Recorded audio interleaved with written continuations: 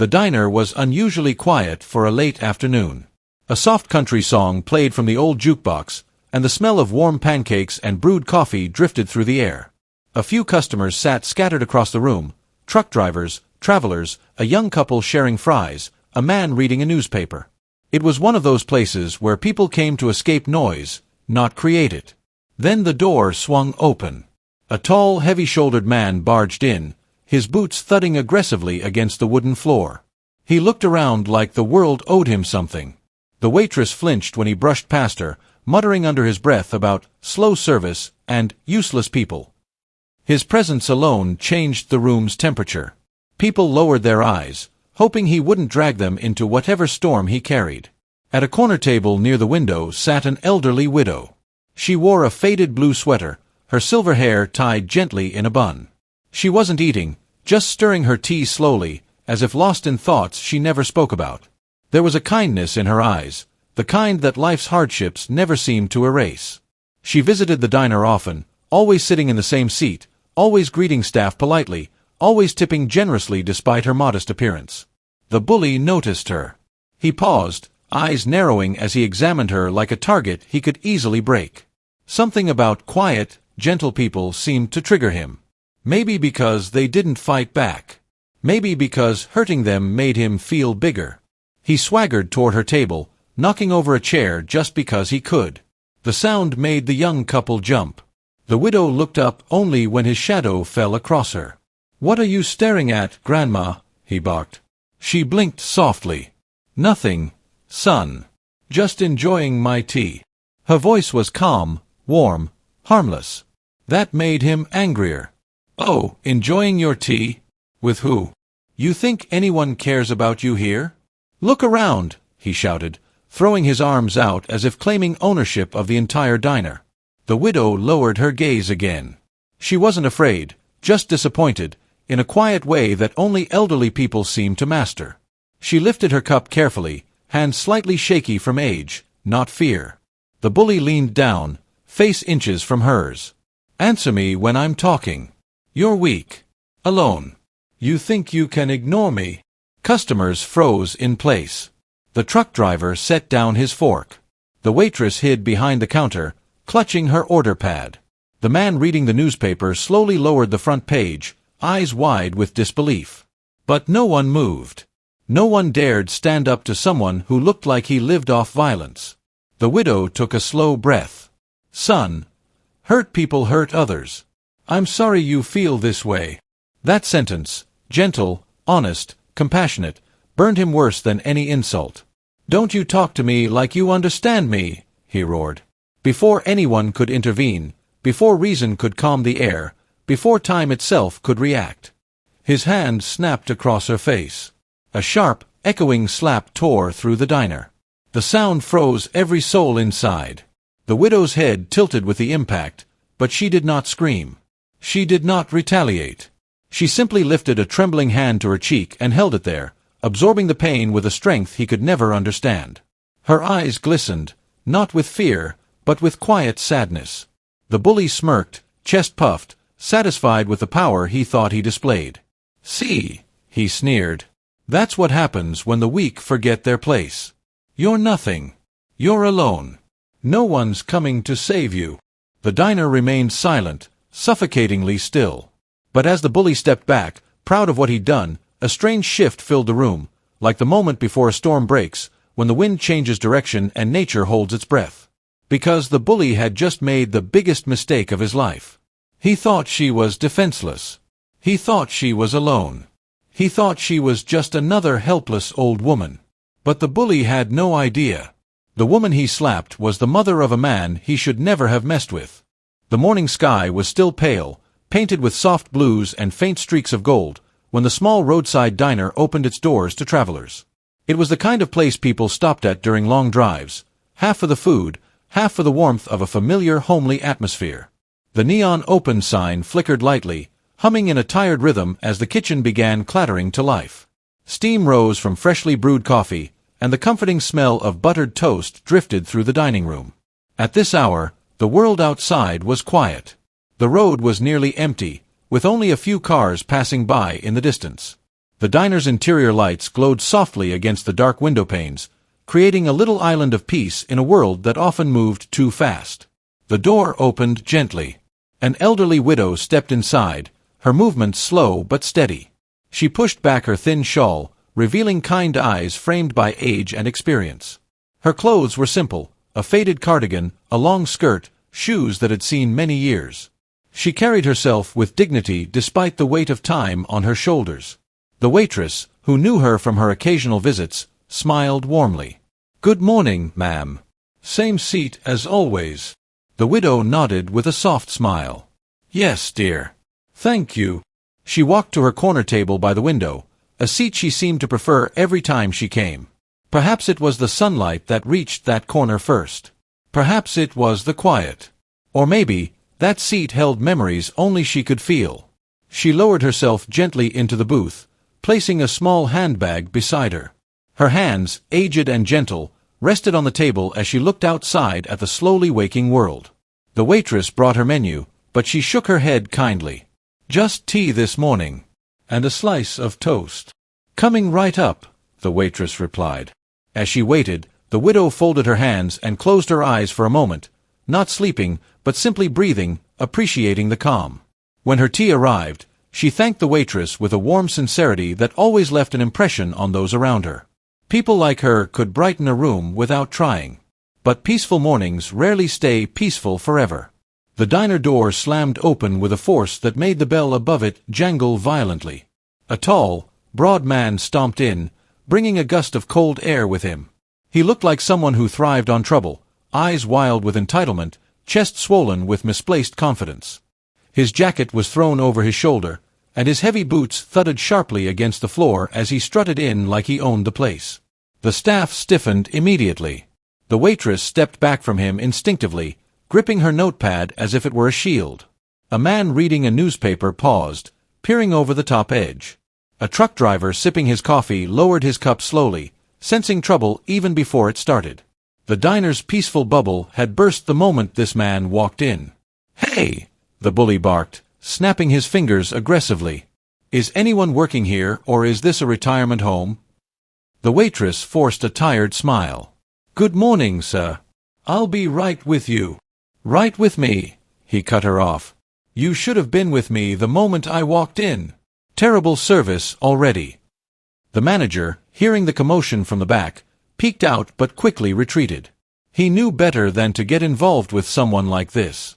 The bully moved toward the counter, bumping into a chair intentionally. "Unbelievable," he muttered loudly, making sure everyone heard. "This place looks like it hasn't cleaned a table since the last decade." He snapped at another staff member. "Wipe that table. And hurry up. I'm not here for your slow-motion breakfast performance." His voice filled the diner with the kind of tension that makes people shrink into themselves. Then his eyes shifted. They landed on the elderly widow sitting quietly in her corner. She wasn't looking at him. She didn't react to his shouting. She simply stirred her tea with slow, gentle circles, lost in her thoughts. The bully smirked. Well, what do we have here?" He walked toward her table, hands tucked in his pockets, swagger in every step. To him, she was an easy target, an older woman alone, quiet, defenseless. People like him fed on vulnerability because it made them feel powerful. He stopped beside her, leaning against the booth. "Morning, Granny," he sneered. "Having a little tea party all by yourself?" The widow lifted her eyes, calm and soft. "Good morning," she said politely. Her voice was gentle, like the hush of a morning breeze. It only made him scoff. "Wow. Look at you. Must have taken you half an hour just to walk in here, huh?" he mocked, exaggerating a slow shuffle. "Didn't want to wake up from your nap?" The widow gave him a patient smile, choosing not to respond to the cruelty. "And those clothes," he said, pointing at her cardigan. "Vintage. Or just old? I swear my grandma threw away things like that years ago." Still, she did not react. Instead, she looked at him with quiet understanding, an expression that disarmed people who weren't used to kindness. He didn't like that. "Hey, I'm talking to you," he snapped. The widow simply folded her hands. "I heard you, son. I just don't respond to unkindness." Her calmness irritated him more than any argument could. The diner tried to return to its quiet rhythm, but something in the air had already shifted. The bully's presence lingered like a heavy cloud. The elderly widow, trying her best to ignore him, reached for her teacup with steady but tired hands. Age had slowed her movements, but not her dignity. She lifted the cup gently, but the bully suddenly slid into the booth opposite her, scooting it forward with enough force to shake the table.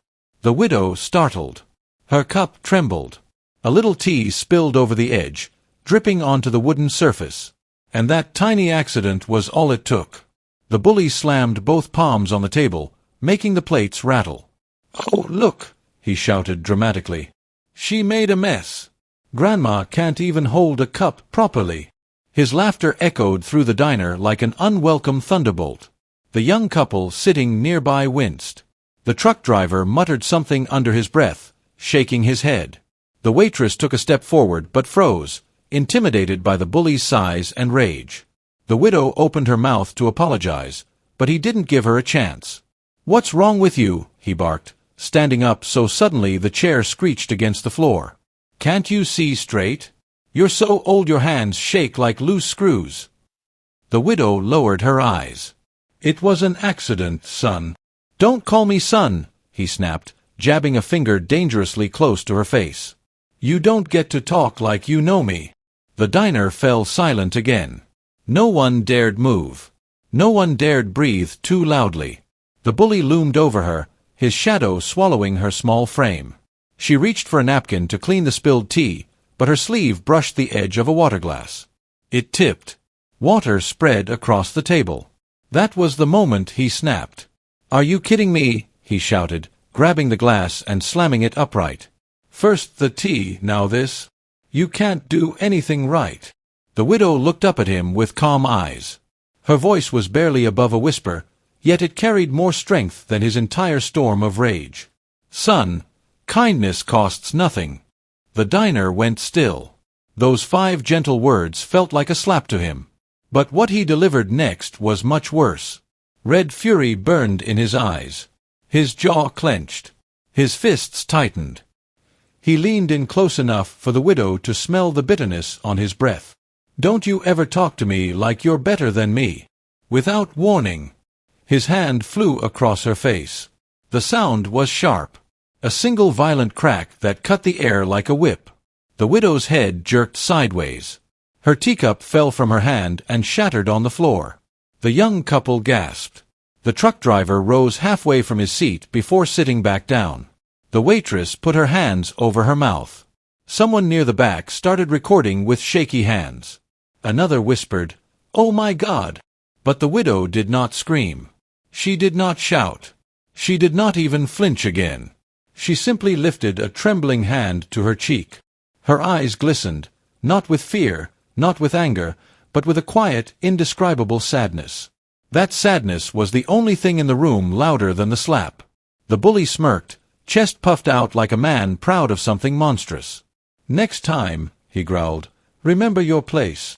The widow looked at him, not with hate, not with fear, but with a disappointment so deep it made him uncomfortable for half a second.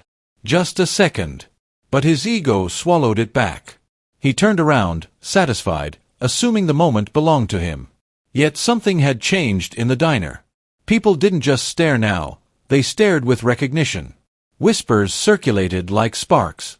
A man near the door lowered his phone and squinted. "Wait," he murmured to the woman beside him. "I know that woman." The woman frowned. "What do you mean?" He leaned closer, lowering his voice. "I swear I've seen her before. Isn't she?" His words trailed off as he tried to place the memory forming in his mind. Before he could finish, the diner door opened. A sharp ring from the bell above it sliced through the silence. Cold air rushed in. Heavy, steady footsteps walked over the threshold. No one turned at first. Everyone felt it before they saw it. The atmosphere didn't just change, it tightened. The air grew thick. The lights felt dimmer. Even the bully, though still grinning, paused for a second instinctively, sensing something was different. The footsteps continued forward, slow, deliberate, controlled. Someone swallowed. Someone else whispered. Who just walked in? No answer came. Just the sound of boots on tile. Measured. Calm. Unshakable. The bully straightened, irritated by the shift in attention. The widow turned her head slightly, her eyes soft but knowing. Somewhere deep in the room, hearts pounded.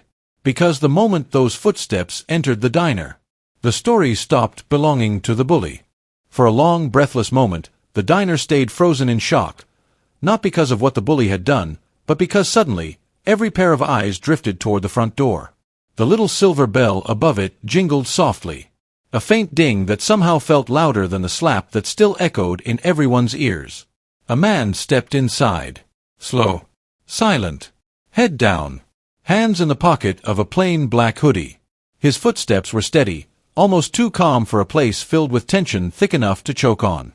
A few customers squinted, trying to recognize him. Something about the man's walk. Familiar. Something about that quiet confidence. Unsettling.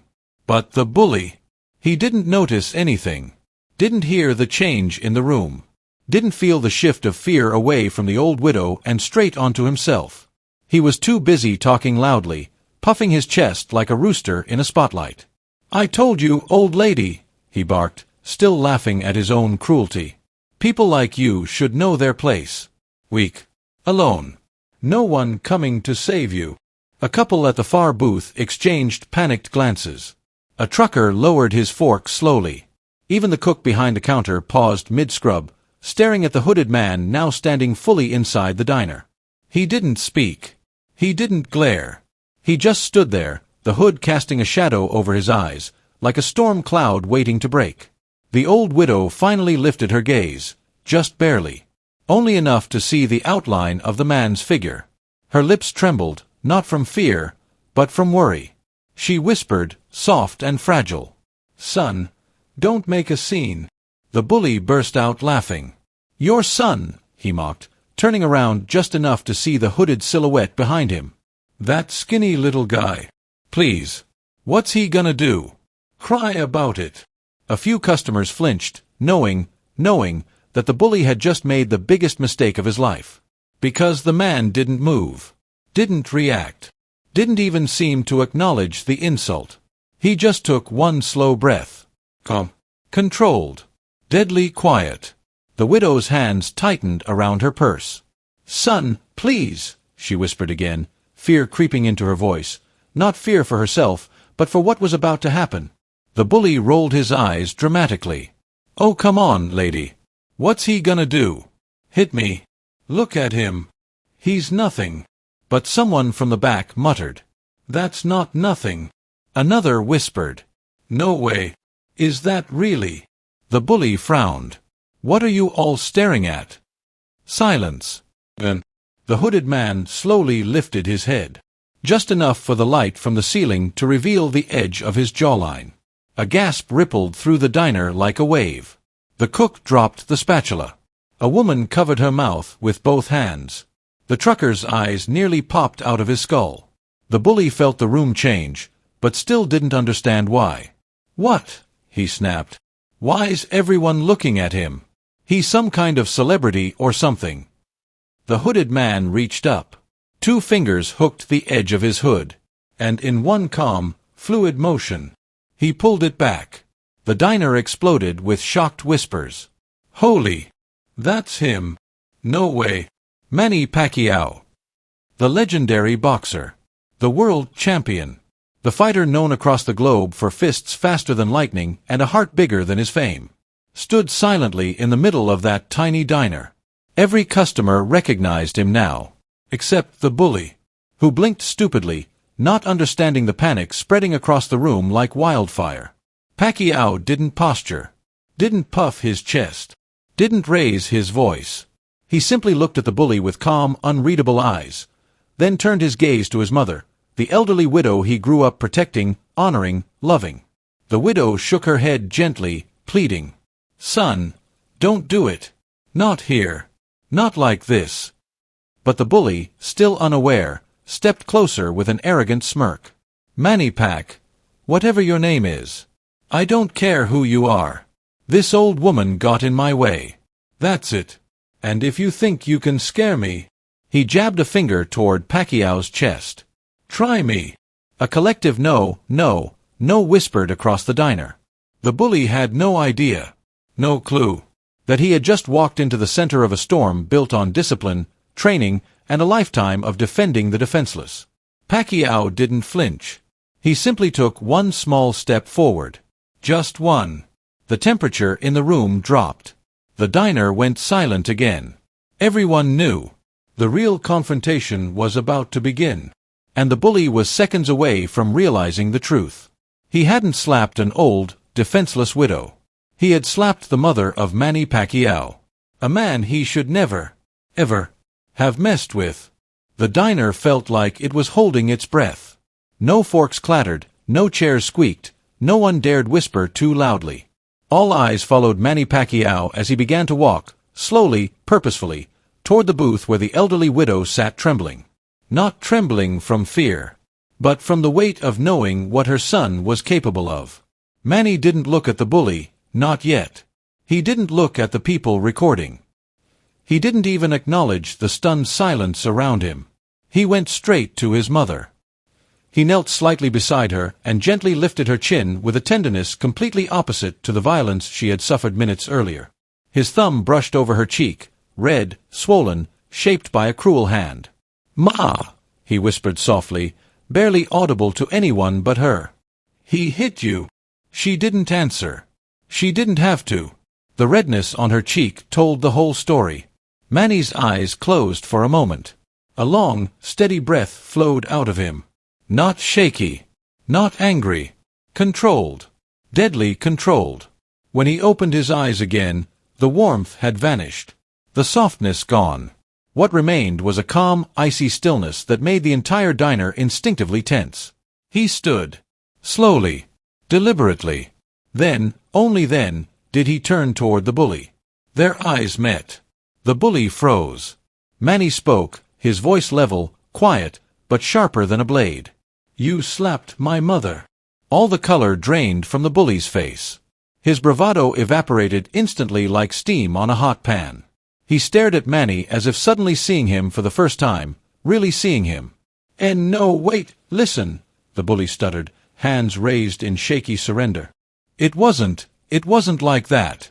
She bumped into me. She spilled my drink. I didn't mean." Manny took one step forward. Just one.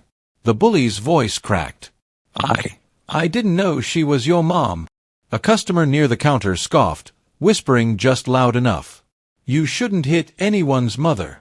The bully shot him a hateful glare, then turned back to Manny desperately. "Look, man, it was nothing. She was in the way. She started it." Manny's eyebrow lifted ever so slightly. "Started it," he repeated calmly. The room went silent again. Manny's mother shook her head from her seat, covering her cheek as if wishing the moment would pass. But Manny continued, his voice so soft the entire diner had to lean in to hear. "You hurt a harmless woman, and you think strength is loud?" The bully swallowed hard, his Adam's apple jumping like it was trying to escape his throat. Manny stepped closer. The bully stepped back. Manny spoke again, quieter than before, but somehow more terrifying. "Strength isn't shouting. Strength isn't hitting the weak. Strength isn't acting big when you feel small." The customers nodded silently. The bully's back bumped into a table, trapping him.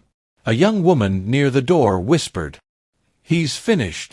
Another man whispered, "This is the dumbest guy alive, picking a fight with Manny Pacquiao's mother." Phones were raised everywhere now, cameras pointed at the unfolding moment. The bully lifted his hands higher, babbling. I said I'm sorry, okay? I didn't know. If I'd known she was your mother, Manny cut him off instantly. His tone never rose, never hardened, yet somehow became even more dangerous. "You should respect her because she's a woman. Because she's older. Because she did nothing to you." A pause. "Not because she's my mother." The bully's mouth hung open, trembling. He had no words left. No excuses. No bravado. The entire diner watched, waiting, wondering, what Manny Pacquiao would do next. The man famous for knockout punches. The man known for finishing fights with a single strike. The man now standing inches away from someone who truly deserved a lesson. Manny stared into the bully's eyes, searching. Not for fear, there was plenty of that, but for understanding, regret, humanity. And then Manny exhaled slowly, a breath calmer than the bully deserved. He took one step back, not because he needed space, but because he was giving the bully a chance the bully never gave others. The room buzzed with anticipation, with tension so thick it felt suffocating. Every phone was recording now. Different angles. Different reactions. Thousands, maybe millions of people would see this moment. Manny's next decision would become the headline. The bully trembled, barely able to stand. Manny spoke one last time, voice steady, firm, and unmistakably powerful. What happens next depends on the lesson you're ready to learn. The diner leaned in. He could knock him out. He could humiliate him. He could walk away. The story could end in a dozen different ways. And that's when we give the audience the stage. Tell me, should Manny teach him a lesson or walk away? Comment, lesson, or walk away. The diner felt like a courtroom now, every customer frozen in absolute silence, waiting for Manny Pacquiao's next move. The bully stood with his back pressed against the table, sweat dripping down his forehead, chest heaving like he'd run a marathon. He expected a punch. A knockout. A broken jaw. Something he would deserve. But Manny didn't raise his fists. He didn't square his shoulders. He didn't even clench his jaw. Instead, he stepped forward and, with calm precision, grabbed the front of the bully's shirt, not with fury, but with control. His grip wasn't meant to hurt. It was meant to anchor the man in place. The bully gasped, hands flying up. I said I'm sorry. I didn't mean. Manny's voice cut through the air like a quiet command. Look at her. The bully froze. Manny tightened his grip just slightly, guiding him, almost dragging him, until he stood directly in front of the elderly widow. She sat still, hands folded in her lap, her cheeks still red from the slap. But her posture carried the quiet strength of someone who had survived far worse. Manny lowered his head slightly toward the bully. Tell her. The bully swallowed hard. His voice cracked. He cleared his throat, tried again. I'm sorry. The diner remained silent. Manny didn't let go of his shirt. Say it like you mean it. The bully's breath trembled. His voice softened, shook, broke. I'm truly sorry, ma'am. I shouldn't have touched you. I shouldn't have spoken to you that way. I was wrong. Completely wrong. The widow lifted her eyes, not with anger, not with pride, but with something far heavier. Gentle disappointment. The kind that hits harder than any punch. Hurting others doesn't make you strong, she said quietly. The bully's lips quivered. He nodded rapidly. I know. I'm sorry. Manny finally released his shirt. But he wasn't finished. He pointed at the cashier. Her bill, Manny said. He's paying it. The bully blinked, shocked. What? Manny looked at him with eyes that had stared down world champions. The bully didn't argue again. He fumbled for his wallet, hands shaking so wildly he dropped it. A few customers chuckled under their breath. He scrambled to pick it up, rushed to the counter, and slapped a few bills down. She can order anything she wants, he stammered. And I'll cover it. The cashier nodded, both intimidated and relieved. Manny stepped behind him and repeated, his voice low but unmistakably firm. Strength is protecting the weak, not hurting them. The bully stiffened, shame washing over him like cold water. He didn't try to defend himself. He didn't look at anyone. He only muttered one last apology and practically ran out the diner door, tripping over the doorframe in his haste to escape the weight of his own cowardice. The bell above the door jingled as it closed. The tension dissolved instantly. A wave of murmurs filled the diner. Some people sighed with relief. Others whispered, "That's real strength. He didn't even have to hit him. Manny Pacquiao, what a man!" But Manny wasn't paying attention to praise. He turned back to his mother. Her eyes were soft, full of quiet pride. "Son," she whispered, placing a gentle hand over his. "You didn't need to come." Manny knelt down again, his voice barely above a whisper. "I'll always come for you, Ma." She smiled, that soft, warm smile only a mother can give.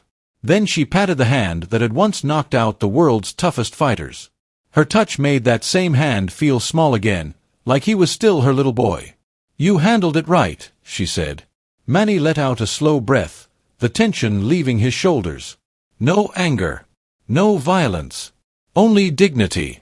Only honor. He stood, offered his arm, and the widow gently took it. Together, they walked toward the door.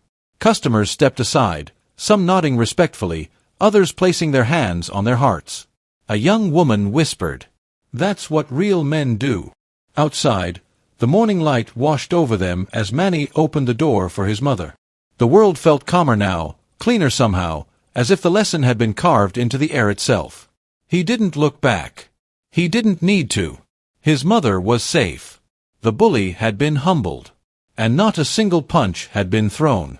Just discipline. Just honor. Just strength used the right way.